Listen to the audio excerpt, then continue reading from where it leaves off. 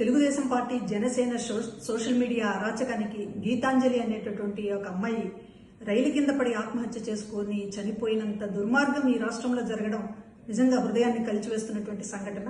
ఆమె చేసిన తప్పేంటి?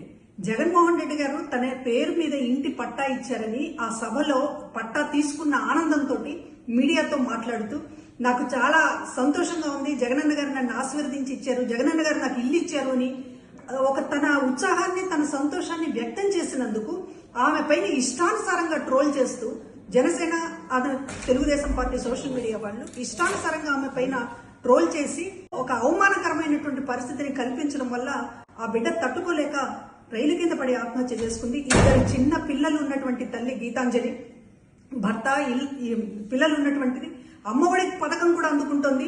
ఆ సంతోషంతో అమ్మఒడి పథకం అందుకుంటున్న సంతోషంతో పాటు ఇళ్ల పట్టా కూడా వచ్చిందనేటటువంటి ఒక ఆనందాన్ని వ్యక్తం చేసినందుకు ఆమెని నిండు ప్రాణాన్ని బలి తీసుకుంది తెలుగుదేశం పార్టీ జనసేన. వీళ్ళు అసలు మనుషులేనా అని అనిపిస్తోంది.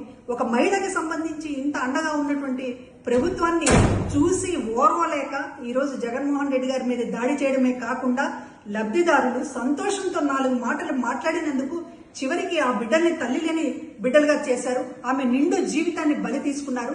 మిమ్మల్ని ఎట్టి పరిస్థితులు కూడా క్షమించకూడదు. ఈ రాష్ట్రంలో ఉన్న మహిళలందరికీ కూడా చెప్తూ ఉన్నాము.